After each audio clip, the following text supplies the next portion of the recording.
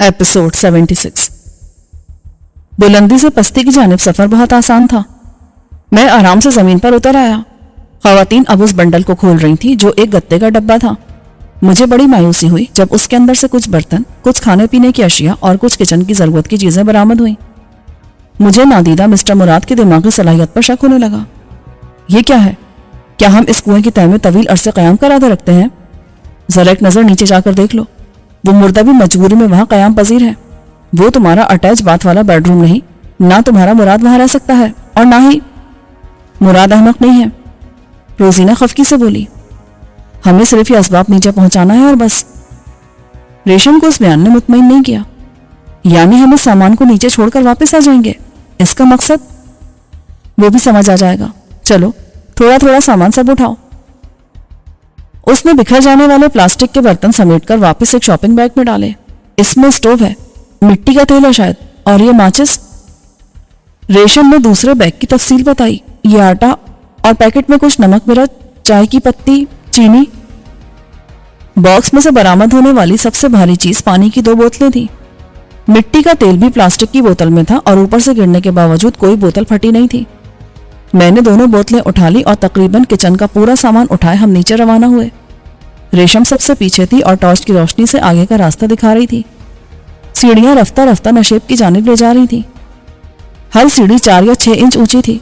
उनके किनारे टूट गए थे और कहीं कहीं से ईंट भी उखड़ी हुई थी, मगर रास्ता दुश्वार न था। ये 10-15 मिनट का सफर था जो एक बार फिर उस ढांचे के मरकद या अबदी घर पर तमाम हुआ। दोनों लड़कियां अजीब थी कि ढांचे से खौफजदा होने के बजाय करीब से झुककर उसका मुआयना करने लगी। अंदर बड़ी अजीब सी घुटन और बू थी जिसमें सांस लेना भी दुश्वार था।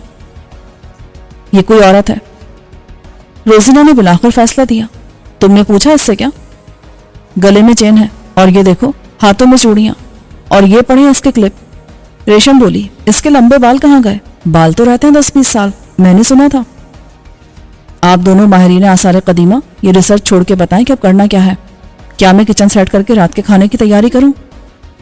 सामान को यहाँ फैलाना है जैसे हमारे इस्तेमाल में था और हमने यहाँ कयाम किया था, रोजीना बोली और सामान को कुएं की दीवार के साथ रखने लगी। उसने रेशम की मदद से ईंटों को हटाया, मलबा साफ किया और जगह बनाई। बात अब कुछ कुछ मेरी समझ में आने लगी थी। बस अब चलो, वक्त हो गया है। रेशम ने टॉर्च लाइट में घड़ी देखी। यानी हर काम एक टाइम शेड्यूल के मुताबिक हो रहा है, मैंने कहा। रोजीना जवाब दिए बगैर ऊपर के रास्ते पर हो ली। रेशम ने मुझे सब्र का इशारा किया और हम रोजीना के पीछे हो लिए। ऊपर जाते जाते खवातीन का सांस फूल गया। खुद मैं भी थकन महसूस करने लगा था। दोबारा जमीन से सर निकाला तो बाहर दिन का उजाला दम तोड़ रहा था। सूरज गुरूब होने में देर थी, लेकिन इस जंगल में तारीकी कुछ पहले उतरने लगी थी। रोजीना ने जमीन को देखा और मुस्कुराई। वो आ गया। कौन आ गया? हीरो, मैंने चिढ़ के कहा। ये देखो। उसने जमीन पर टॉर्च की रोशनी डाली तो उस पर टायरों के प्रिंट वाज़े थे।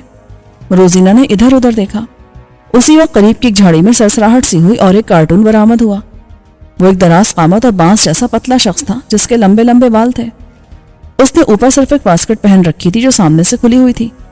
नीचे उसकी लंबी सी नेकर में से पतली पतली टांगे बाहर निकली हुई थी। उसके चेहरे पर मूंछें हरगिज़ इस काबिल ना थी कि उनको ताव दिया जाए, मगर वो यही कर रहा था। तुम छोटे हो? रोजीना ने पूछा। उसने सर हिला दिया। ये नाम है हमारा, हम छोटे नहीं हैं। रोजीना मेरी तरफ पलटी। तुम दोनों जीप में मेरे साथ चल सकते हो जहां तक चाहो, यहां रुकना चाहो तो तुम्हारी मर्जी। ये क्या है रोजीना? हम साथ हैं, रेशम बरहमी से बोली। मैं तुम्हारे साथ निकली थी, मगर आगे हमारे अपने अपने रास्ते हैं। ना मैं तुम्हें साथ रखने का रिस्क लूंगी, ना तुम्हें खतरा मोल लेना चाहिए ताकि इल्जाम किसी पर ना आए। सब अपनी अपनी जिंदगी के खुद जिम्मेदार होंगे। मैंने कहा, यह तुम किस जीप की बात कर रही हो? मुझे तो यहाँ गधा गाड़ी भी नजर नहीं आ रही।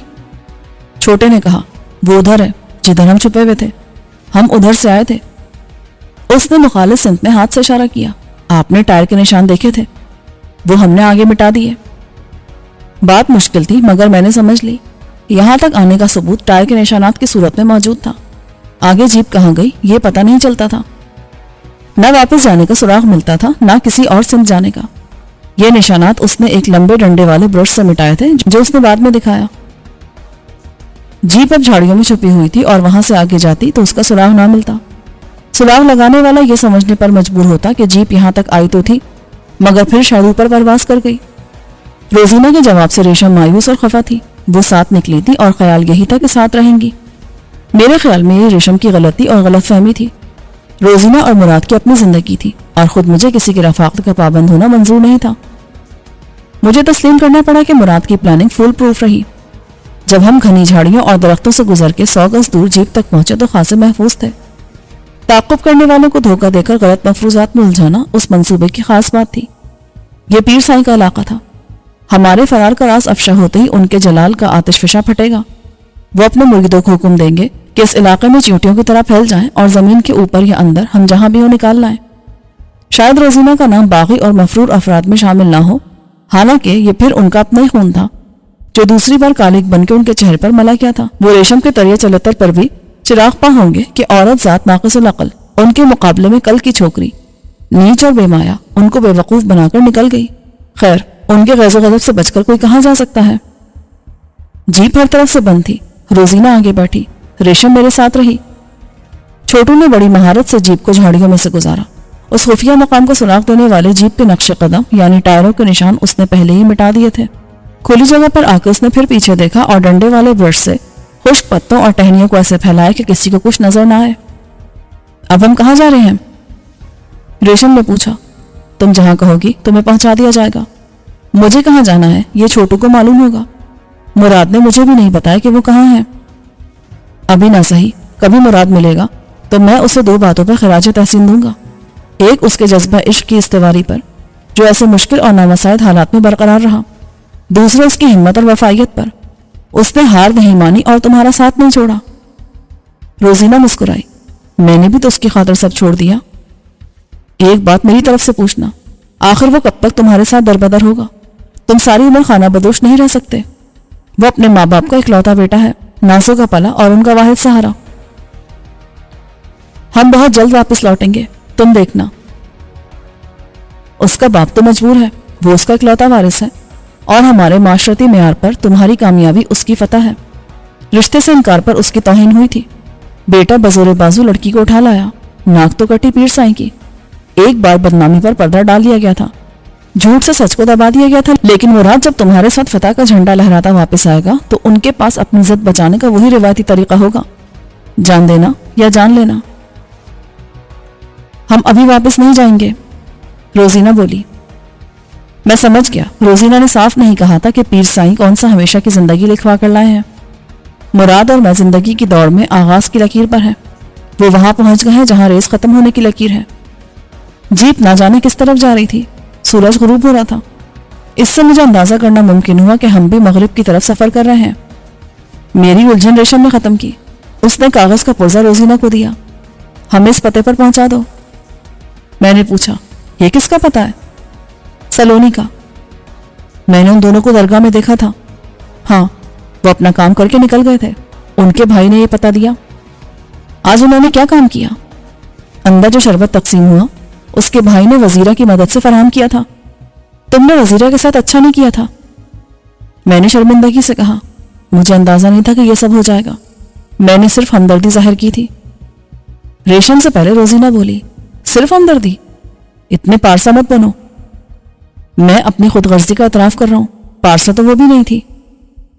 اسے جس جرم کی سزا دی گئی وہ وزیرہ نے نہیں کیا تھا، اور سزا بہت بھیانک تھی۔ یہ سلونی کا بھائی کیوں رہتا ہے درگاہ پر؟ نام کیا اس کا؟ خوش نصیب، مگر کہتے سب نمونہ ہے اسے۔ چھوٹا تھا جب گھر سے بھاگ آیا تھا، سب نے اس کا استحصال کیا۔ تمہارا مطلب ہے جسمانی استحصال؟ ریشم نے دوسری طرف دیکھتے ہوئے سر ہلا دیا۔ اب وہ 22 سال کا نوجوان ہے، اس کے اندر بھی انتقام کی آگ بھری ہوئی ہے۔ ابھی وہ ہمارے ساتھ جاتا تو شک ہوتا، لیکن وہ کچھ عرصے بعد وزیرہ کے ساتھ نکل جائے گا۔ وزیرہ کے ساتھ؟ ہاں، وہ دونوں شادی کر لیں گے۔ مگر وزیرہ عمر میں اس سے 10-12 سال بڑی ہوگی۔ روزینہ نے پلٹ کے کہا، تم بھی سب مردوں کی طرح یہی سوچتے ہو نا کہ لڑکی 10 سال چھوٹی ہو یا 20 سال یا 40 سال، مرد اس کے باپ کے برابر ہو یا دادا کے، فرق نہیں پڑتا، مگر عورت کے معاملے میں الٹا سوچتے ہو۔ ریشم میں اس کی ہمنوا بن گئی۔ بھائی مجھے نشانہ مت بناؤ، میں تو بات کر رہا تھا سلونی کے بھائی کی۔ اگر وہ محض انتقام لینے کے لیے یا ترس کھا کے وزیرہ سے شادی کر رہا ہے تو اور بات ہے، لیکن کسی غرض کے بغیر چاہتا ہے وزیرہ کو تو میں اس کی تعریف کروں گا. اس کی بہن بھی تو رنگیلا کے ساتھ ہی گھر بسانا چاہتی ہے. صرف چاہنے سے سب نہیں ہوتا. ریشم نے کہا بھری. جیپ اچانک ایک جگہ رک گئی. مجھے آس پاس اندھیرے کے سوا کچھ دکھائی نہیں دے رہا تھا. روزینہ نے کہا خدا حافظ. کیا ہم پھر ملیں گے؟ ریشم نے پوچھا. پتہ نہیں، ملنا ہوا تو تقدیر پھر یہاں لے آئے گی. ریشم نے کہا مگر یہ میرا پتہ نہیں ہے. چلو تم آ جانا. تمہیں تو میرا پتہ معلوم ہے. میرا میکہ اور سسرال تم نے دونوں دیکھے ہیں. روزینہ مسکرا دی. شاید اس راستے پر میرا کبھی پلٹ کے جانا نہ ہو. اب کون ہے وہاں میرا دشمنوں کے سوا؟ خدا حافظ. جیپ غرائی اور آگے بڑھ گئی. وہ ایک خستہ حال کچی سڑک تھی جس پر رات کے وقت ٹریفک بالکل نہ تھی. شاید بارش ہوگی، ریشم بولی، اور ہم یہاں بھیگتے رہیں گے بھوکے پیاسے. ایسی کوئی بات نہیں، آؤ میرے ساتھ. وہ بولی. تم جانتی ہو کیا جگہ ہے؟ کیا پہلے آ چکی ہوں یہاں؟ مجھے سلونی نے سمجھا دیا تھا. وہ ایک کچے راستے پر ہولی. جو سامان ہم پیچھے چھوڑائے تھے اس میں سے صرف ٹارچ ریشم کے پاس رہ گئی تھی. وہی اب راستہ دکھانے کے کام آ رہی تھی. اس نے کہیں ملتان کا پتہ دیا تھا. میں نے یاد کرتے ہوئے کہا سیدھا وہاں جانے میں خطرہ تھا اس کے لیے بھی. اب تک پیر سائی کے جاسوس ہر طرف پھیل چکے ہوں گے. وہ چلتے چلتے رک گئی. راستہ بھول گئی ہو کیا؟ ریشم نے ٹارچ لائٹ سے ادھر ادھر کا جائزہ لیا. وہ ہم پہنچ گئے، یہی جگہ ہے. میں نے خستہ حال پرانا ڈاک بنگلہ دیکھا. اس کا برآمدہ اور آدھے سے زیادہ رہائشی حصہ کھنڈر بن چکا تھا. صرف طرز تعمیر سے اس کی قدامت کا اندازہ ہوتا تھا. انگریزوں نے اپنے دور حکومت میں افسران کے لیے ہر جگہ سے ڈاک بنگلے تعمیر کیے تھے جہاں دورے پر جانے والے، شکار کے لیے آنے والے اور محکمہ جنگلات کے افسر قیام کر سکیں. یہاں تو کوئی بھی نہیں ہے. میں نے مایوسی سے کہا دیکھتے ہیں. ریشم ٹارچ کی روشنی میں اس موٹل طرز کی 100 سال سے زیادہ پرانی عمارت کو دیکھتی رہی جس کا آدھے سے زیادہ حصہ ملبے کا ڈھیر بن چکا تھا. میں نے اس کے ساتھ عمارت کا ایک چکر لگایا. یہ ادھر آؤ. اس نے ایک دروازے کے خلا کا رخ کیا. میں اس کا ساتھ نہ دیتا تو کیا کرتا. باہر بادل کی گرج کے ساتھ بارش شروع ہو گئی تھی. میں اس کے پیچھے اندر پہنچا. ایک خالی خستہ حال دیواروں والے کمرے میں دروازوں کی جگہ 2 خلا دکھائی دے رہے تھے. ریشم نے پہلے ایک میں جھانکا. مایوسی کی تحریر صاف اس کے چہرے پر پڑھی جا سکتی تھی. ایسی بھی کیا احتیاط، یہاں سے ہمیں ساتھ لے جاتا رنگیلا تو کون سی قیامت آ جاتی. اس کی بات مکمل ہونے سے پہلے میں دوسرے دروازے کے خلا سے گزر کے ایک صاف ستھرے کمرے میں پہنچ چکا تھا. ریشم کی زبان پر جیسے یکلخت تالے پڑ گئے تھے. میں بھی ہکا بکا کھڑا تھا کیونکہ کمرے کے فرش پر ایک خاصی بڑی دری بچھی تھی. 2 تکیے بھی موجود تھے اور درمیان میں کھانے کے ڈھکے ہوئے برتن ایسے رکھے تھے جیسے کوئی ابھی سجا کے گیا ہو. یہ انتظام ہمارے لیے ہے، ریشم بولی. اس میں سلونی کا کوئی کمال نہیں. یہ دعوت بھوتوں کی طرف سے ہے. بھوت؟ کیسے بھوت؟ ریشم نے ایک لالٹین اور ماچس دریافت کی اور وہیں بیٹھ کر اسے چلانے لگی. ایسی ہر جگہ بھوت بلکہ ان کا قبیلہ آباد ہوتا ہے.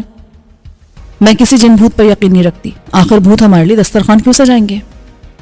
بھائی پہلے ہم کھانا کھائیں گے پھر بھوت ہمیں کھائیں گے تو یہ کھانا بھی انہی کے پیٹ میں گیا نا.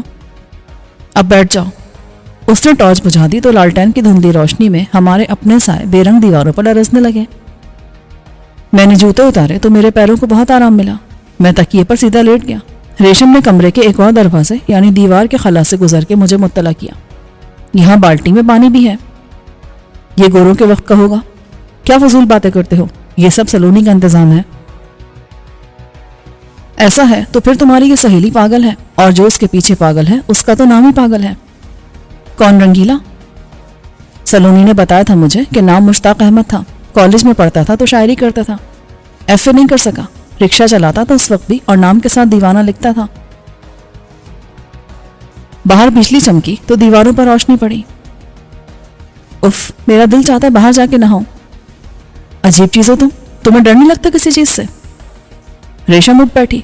نہیں، مجھے ڈر نہیں لگتا. ویسے تم نے سلونی کو پاگل کیوں کہا تھا؟ یہ پاگل پن نہیں تو اور کیا ہے. یہاں سارا انتظام کیا اور خود غائب ہے. ہمیں لے جاتی اپنے ساتھ تو کیا تھا. خطرہ تھا سلیم. اگر پیر صاحب کے چھوڑے ہوئے کتے ہماری بو سنتے یہاں پہنچ جاتے تو وہ بھی ماری جاتی. چلو کھانا کھا لو، مجھے بھوک لگی ہے. کھانا بہت پرتکلف نہیں تھا اور اتنا برا بھی نہیں تھا. گزر جانے والی رات سے گزرتی رات بہت مختلف تھی. میں اب خاموش تھا اور خود ریشم بھی یادیں ماضی میں گم تھی. اچانک ریشم نے پوچھا کس سوچ میں گم ہو؟ کچھ نہیں. تم نورین کے بارے میں سوچ رہے تھے نا؟ ٹھیک کہا تم نے، اس کا خیال نہ ہوتا تو میں ملک سلیم اختر کی حیثیت سے لائف میں کب کا سیٹل ہو چکا ہوتا۔ انور نے مجھے بہت مجبور کیا تھا، اور شاہینہ سے سمجھوتا کر لیتا تو کیا میری حیثیت انور سے کم ہوتی؟ شاید زیادہ ہی ہوتی۔ مجھے تو پیر سائنت میں جانشینی بھی سونپتی تھی، بہت عیش کی زندگی ہوتی میری، کسی چیز کی کمی نہ ہوتی مجھے سوائے نورین کے۔ ہاں، اگر میں انور جیسا بن سکتا تو نورین بھی مل جاتی، سب کچھ میرے ہاتھ میں ہوتا تو شاہینہ کیا کر سکتی تھی؟ شاید تم ٹھیک کہتے ہو، میں تمہارا دل نہیں دکھانا چاہتا تھا انور کا ذکر کر کے۔ میں نہ پاگل ہوں نہ تمہارے جیسی، کتنی عیاشی کی ہوتی میری زندگی بھی اگر میں انور سے سمجھوتا کر لیتی، مگر محبت کیا جاگیر تھی کہ تقسیم کر لی جائے؟ انور ایسے ہی سمجھتا ہے۔ ہاں، ابھی تو میں تمہاری مجبوری کا بوجھ بن گئی ہوں، ہے نا یہی بات؟ تم میری ذمہ داری ہو، یہ بات تمہیں سمجھ لینی چاہیے۔ کیا ہے تمہارے پاس خود اپنی ذمہ داری نبھانے کے لیے؟ پریشانی تو ہوگی مگر میری فکر مت کرنا، میں خود بھی بہت کچھ کر سکتی ہوں۔ مجھے ہنسی آ گئی۔ تم کیا کام کر سکتی ہو؟ وہ خفگی سے بولی، میں کون سا کام نہیں کر سکتی بتاؤ؟ بس مجھے معلوم ہے تم کیا کرتی رہی ہو، لیکن کسی بھائی کے ہوتے ہوئے تمہیں ایسے فکروں میں مبتلا ہونے کی ضرورت نہیں۔ میں آج خالی ہاتھ ہوں تو کیا ہوا؟ وہ اٹھ بیٹھی۔ سلیم، آج بھی تم خالی ہاتھ نہیں ہو، وہ نوٹ جو تم نے نکالے تھے دریا میں سے اور پھر انہیں سکھایا تھا، وہ سب ہیں کہا تھے، انہیں میں اپنے ساتھ لے گیا تھا مگر وہ سب حویلی میں رہ گئے۔ یہی تو بتا رہی ہوں میں تم کو، میں نے وہ سب سلونی کے حوالے کر دیے تھے کہ سنبھال کے رکھے۔ کتنی رقم تھی؟ سب 9 لاکھ سے کچھ اوپر، لیکن وہ تو میں نے بہت چھپا کے رکھی تھی اپنے بیڈ کے نیچے۔ سلونی کو وہیں سے ملی تھی صفائی کے دوران۔ تمہارا جو گدا تھا نا فوم کا، بہت دب گیا تھا پرانا ہو کے، اس کی جگہ نیا ڈالا گیا، تمہیں پتہ نہیں چلا؟ اکثر تو یہ ہوتا ہے کہ میں بیڈ پر گرتے ہی سو جاتا تھا، یا واقعی مجھے تبدیلی کا احساس نہیں ہوا؟ یہ کب کی بات ہے؟ زیادہ پرانی نہیں، سلونی کے جانے سے چند روز پہلے میں نے سب اس کے حوالے کر دیا تھا۔ کیوں؟ وہ دراصل اس وقت تم نے بھی طے کر لیا تھا اور میں نے بھی کہ جیسے بھی یہ حویلی سے نکلنا ہے۔ سلونی جاتے وقت اپنا پتہ دے گئی تھی، میں نے بہتر سمجھا کہ اس کے پاس امانت رکھوا دوں، ہم نکلیں گے تو کام آئیں گے، اور اب دیکھ لو ہم اس کے انتظار میں بیٹھے ہیں یہاں، صبح وہ آئے گی اور ہمیں لے جائے گی۔ ہاں، تمہیں بتایا نہیں، یہ میری غلطی ہے، وہاں رہتے ہوئے مجھے خیال بھی نہ آتا، ساری ضروریات انور پوری کرتا رہا۔ تم نے کیا کیا؟ وہ غلطی آج ایک نیکی ثابت ہو رہی ہے، اب فکر کی کوئی بات نہیں۔ سلونی بڑی مخلص اور اچھی لڑکی ہے مگر اتنی بد قسمت بھی ہے، ساری عمر وہ دوسروں کے کام آتی رہی، وہ مدد نہ کرتی تو میں پیر سائی کی قید سے کیسے نجات پاتی؟ وہ تمام عمر کے لیے مجھے قید کر لیتا۔ سلونی کے بھائی نے مجھے بھی خبردار کیا تھا اور میں تیار تھا، لیکن سمجھ نہیں آتا تھا کہ آخر یہ سب ہوگا کیسے۔ مجھ پر بھی احسان ہے ان کا، ورنہ جیسے تم اس بڈھے کوسٹ فراڈ پیر کے شکنجے میں تھی، مجھے اس کی بیٹی نے اپنے جال میں قید کر لیا تھا۔ میں کیا بتاؤں کیسی عورت ہے وہ، حوث میں باپ سے بھی 2 قدم آگے۔ اور ایک بات شاید تمہیں معلوم نہ ہو، تم تو انور ہی کو بڑے بھائی کا قاتل سمجھتی ہو نا، لیکن حقیقت یہ ہے کہ اکبر کو خود اس کی اپنی بیوی نے زہر دیا ہے۔ ریشم، تم نے سنا؟ لیکن ریشم باتیں کرتے کرتے سو گئی تھی، وہ ذہنی اور جسمانی طور پر بدحال تھی۔ بارش اور گرج چمک تھم چکی تھی، ڈاک بنگلے کے کھنڈر میں جھینگر اپنا راگ الاپ رہے تھے، لالٹین ابھی روشن تھی ورنہ اندر مکمل تاریکی میں یہ جگہ زیادہ آسیب زدہ لگتی۔ میں نے گزر جانے والی رات کا تصور کیا، پھر شاہینہ اور پیر صاحب کے بارے میں سوچا تو میرا دل خوشی سے بھر گیا۔ پیر صاحب کے اندر غصے، بے بسی، توہین اور انتقام کے جذبات کا آتش فشاں کیسے ابل رہا ہوگا، اور شاہینہ اپنی ساری ہوشیاری، عیاری اور چالاکی کے باوجود اس شکست پر کتنی تل ملا رہی ہوگی۔ اس کا باسی جیت لینے اور اپنے عزائم میں کامیابی کا سارا غرور خاک میں مل گیا تھا۔ اب باپ بیٹی گلے مل کر روئیں اور ایک دوسرے کو تسلی دیں کہ وہ فرار ہو کے کہاں جا سکتے ہیں، بہت جلد ان کو مجبور کر کے واپس لایا جائے گا۔